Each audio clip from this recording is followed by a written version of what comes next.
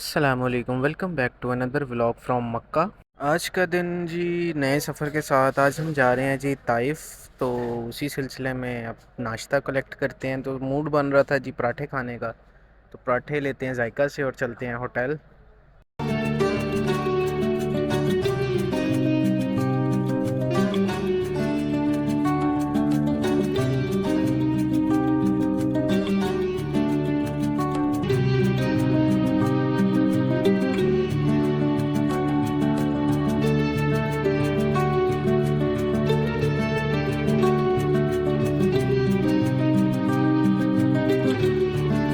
जी तो बाहर काफ़ी रश था जिस वजह से वीडियो स्टॉप कर दी थी। तो जी नाश्ते में लाया जी, आज दिल कर रहा था देसी नाश्ता करने का, चाय पराठे का। तो पराठा मिलना था जी जायका रेस्टोरेंट से। तो जायका से जी पराठे लिए, साथ एक ऑमलेट लिए। अब चाय के साथ नाश्ता करते हैं, फिर अपने सफ़र का आगाज़ करते हैं ताइफ के लिए।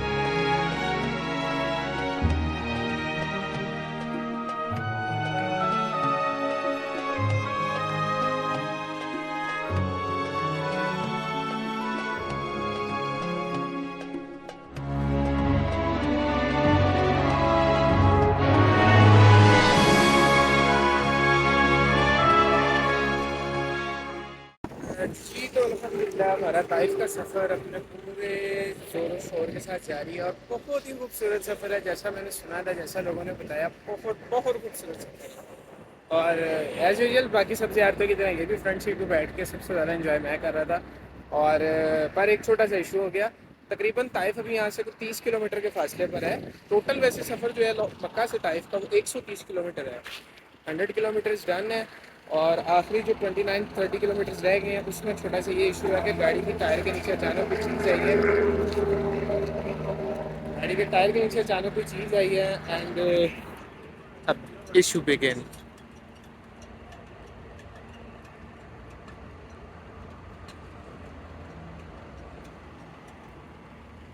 तो वो टायर वगैरह चेक करवाते हैं, उसके बाद फिर अपना सफ़र जारी करते हैं और ताइफ पहुँच के वहाँ की ज़ियारत हैं। फिर उसके बाद हमने वापसी पर मिकात है, वहाँ से हराम बांधना है, उम्रे की नियत करनी है और फिर आगे इंशाल्लाह उम्रा करना है।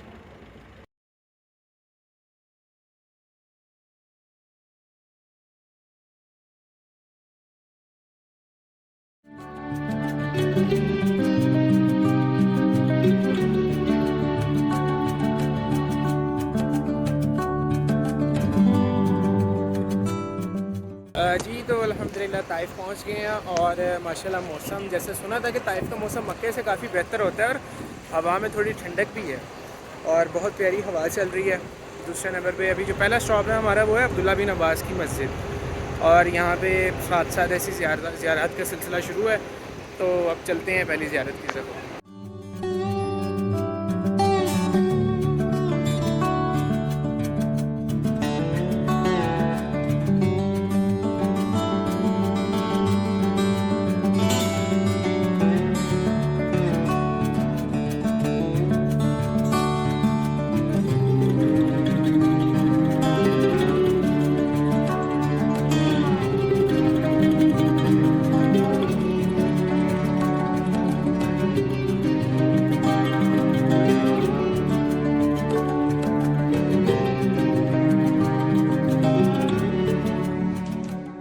जी तो जैसा पहले आपने देखा वो था अब्दुल्ला बिन अब्बास लाइब्रेरी और अब हम आए हैं अब्दुल्ला बिन अब्बास मस्जिद में नमाज़ अदा करेंगे।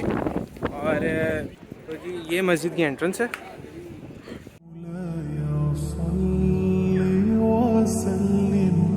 دائما أبدا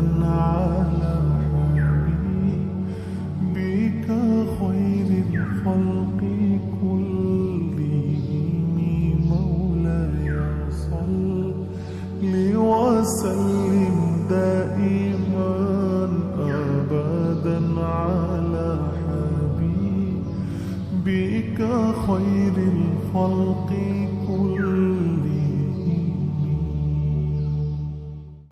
जी तो मौजूद हूँ मैं अब्दुल्ला बिन अब्बास रज़ी अल्लाह तआला अन्हु की मॉस्क में, मस्जिद में।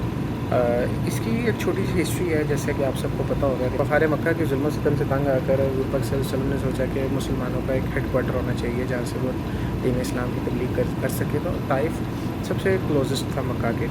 तो हुज़ूर पाक सल्लल्लाहु अलैहि वसल्लम यहाँ तशरीफ़ लाए, उनको यहाँ पर पत्थर मारे गए और काफ़ी तकलीफ़ उन्हें सहना पड़ी। तो लेकिन फिर भी हुज़ूर पाक सल्लल्लाहु अलैहि वसल्लम ने ताइफ वालों को माफ़ कर दिया। और उसके बाद अब्दुल्ला बिन अब्बास जो है वो हुज़ूर पाक सल्लल्लाहु अलैहि वसल्लम के कज़न हैं।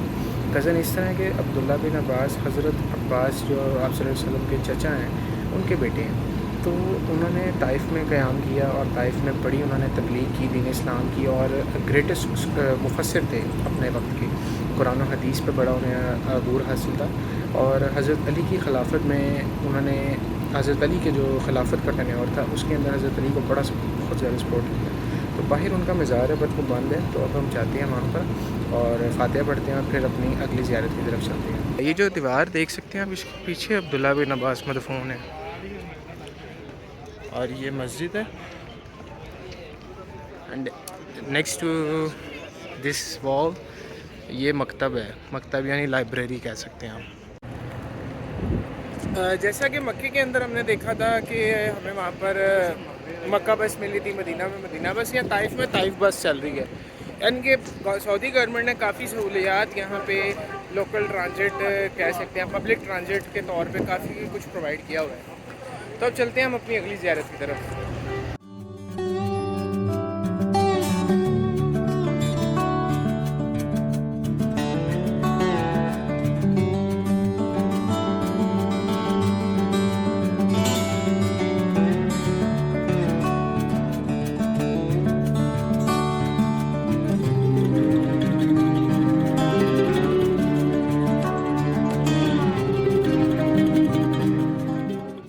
ये जो आपको मीनार नज़र आ रहा है, ये एक पुरानी हिस्टोरिकल मस्जिद है जो कि ताइफ में मौजूद है। इस मस्जिद को कहा जाता है कि ये इस्लाम की पहली मस्जिद थी जिसका मीनार बनाया गया था, और इसको हज़रत अली मस्जिद भी कहा जाता है। ऊपर है वो, ये आगे बस खड़ी है, ये है जी मस्जिद रसूल, ये इधर इधर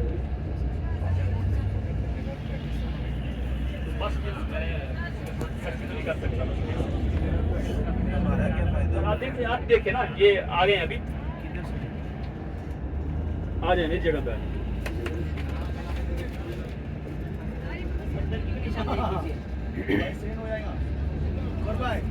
ये भाई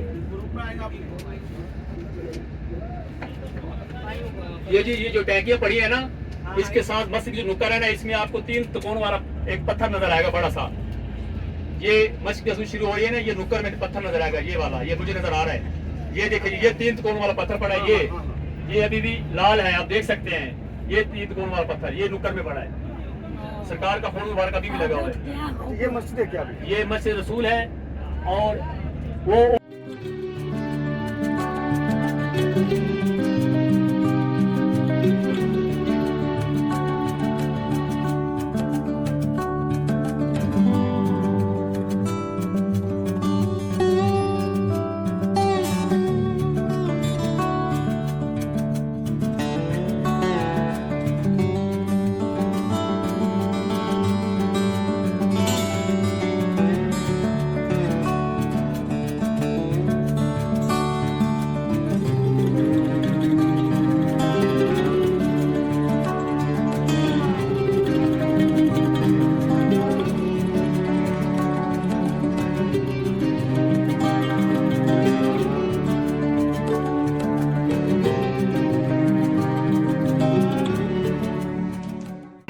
जी तो तकरीबन ताइफ की थोड़ी सी ज़ियारतें थी, बेसिकली 2-3 ही मेन थी। और उसके बाद जो मेन इम्पोर्टेंट काम था वो ये था कि यहाँ से मिकात से हम उम्रा करेंगे, तो वो एक बड़ा उम्रा कहलाया जाता है जी, कि बड़ा उम्रा किया।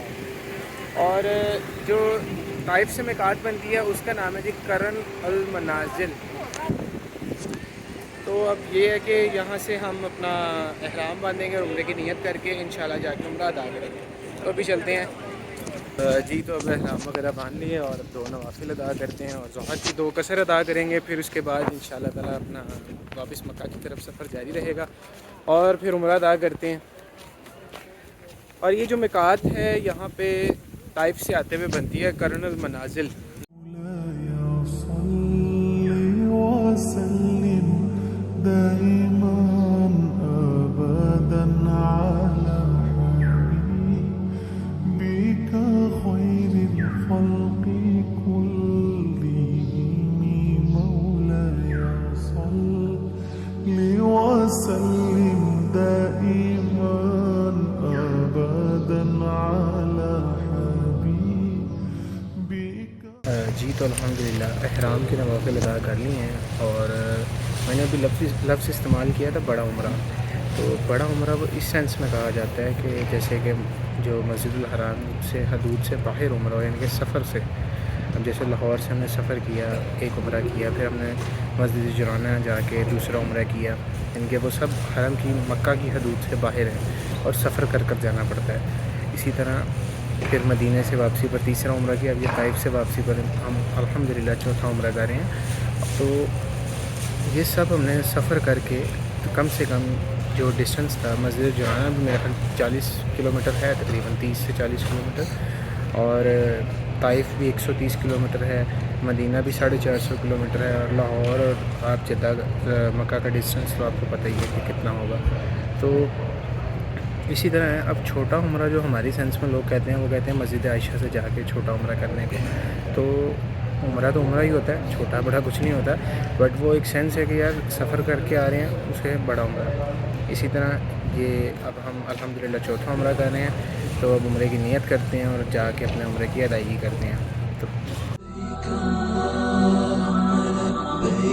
لبيك لا شريك لك لبيك إن الحمد والنعمة لك والملك لا شريك لك لبيك لبيك اللهم لبيك لبيك لا شريك لك لبيك إن الحمد والنعمة لك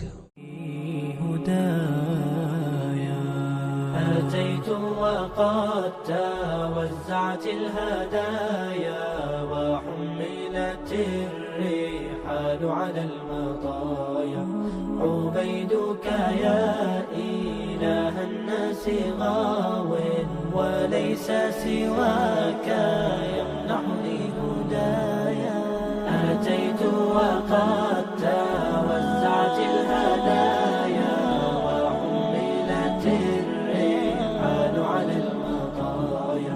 عبيدك يا إله الناس غاو وليس سواك يمنحني هدايا। अल्हम्दुलिल्लाह जी उम्रा भी हो गया है और अब वापस होटल आके शावर लेके चेंज वगैरह कर लिया है। हर उम्रे के बाद हलक करवाना लाजमी है, हलक या कसर।